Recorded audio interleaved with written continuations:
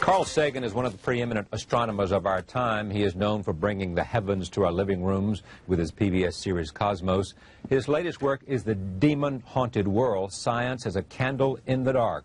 It explores the country's growing fascination with pseudoscience, astrology, faith heals, the supernatural, and the like, all superstitions that he says threaten to undermine true science.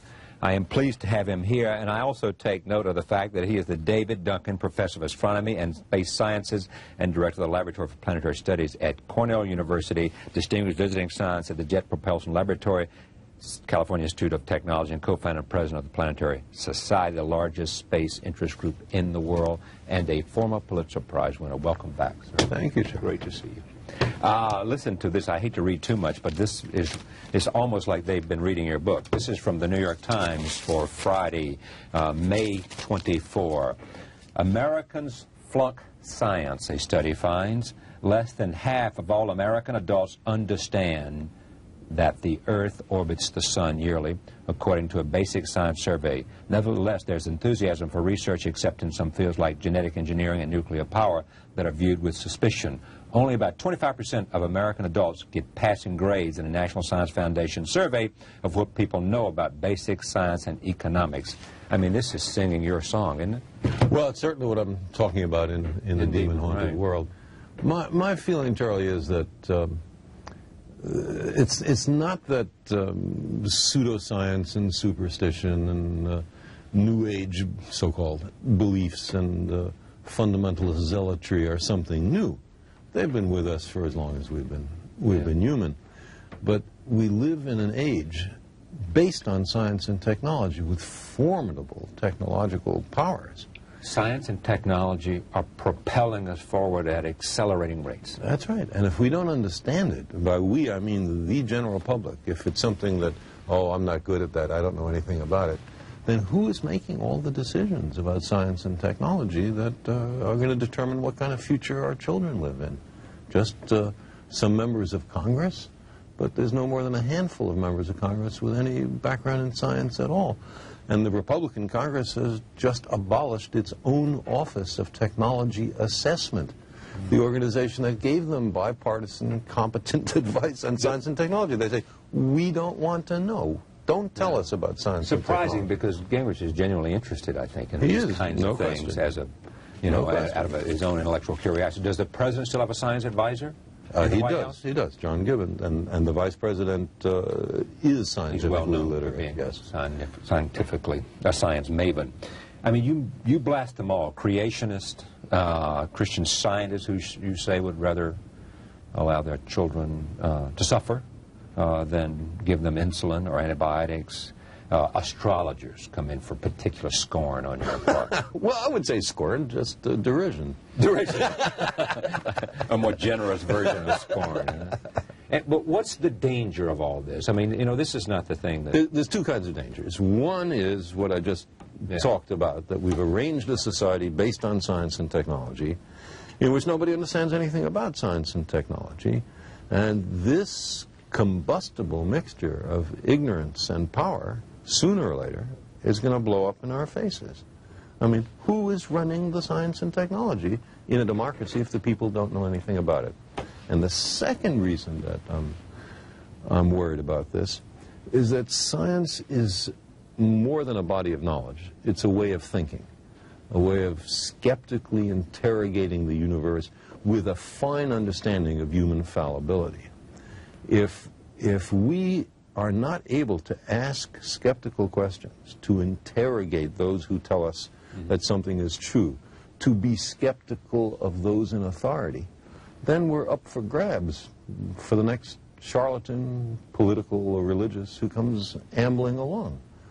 It's a thing that Jefferson lay great stress on. It wasn't enough, he said, to enshrine some rights in a Constitution or a Bill of Rights. The people had to be educated, and they had to practice their skepticism and their education. Otherwise, we don't run the government. The government runs us. Jefferson was amazing in his devotion to science. We think of Jefferson as this man who was literate and who was a passionate articulator of freedom. But if you go to Monticello, exactly, what you appreciate is he was at heart a scientist, a botanist, an architect, geologist.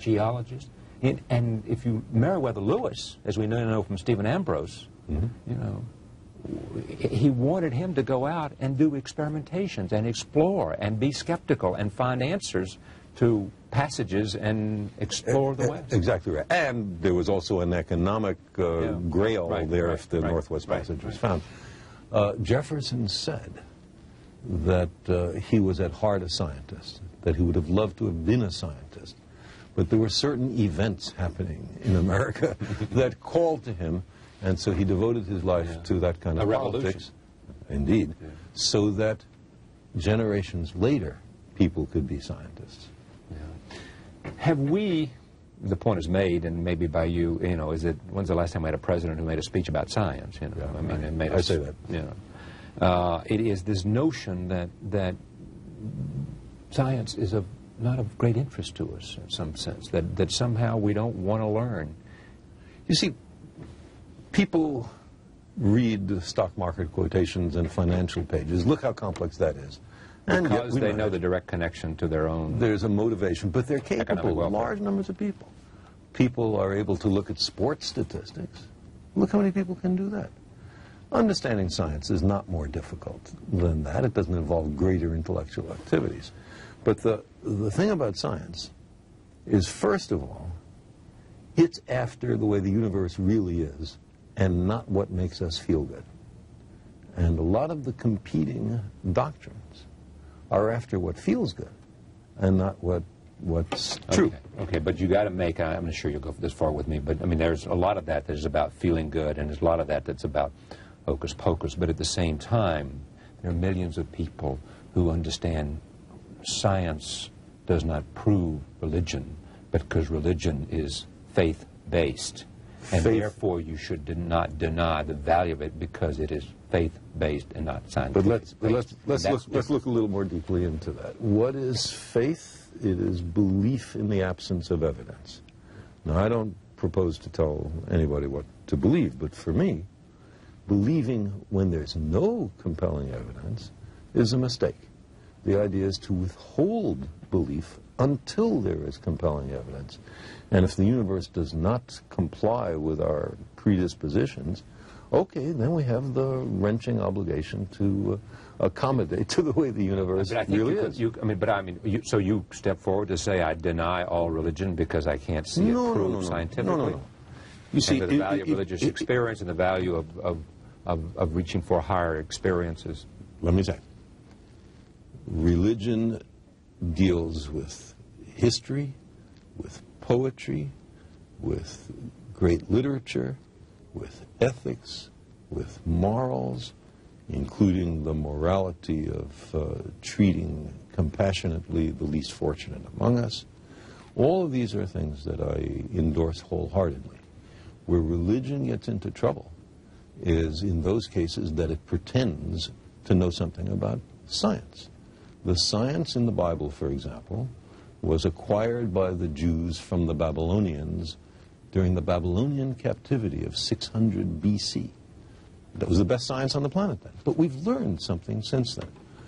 Roman Catholicism, Reformed Judaism, most of the mainstream Protestant denominations have no difficulty with the idea that humans have evolved from other creatures, that the Earth is 4.6 billion years old, with the Big Bang.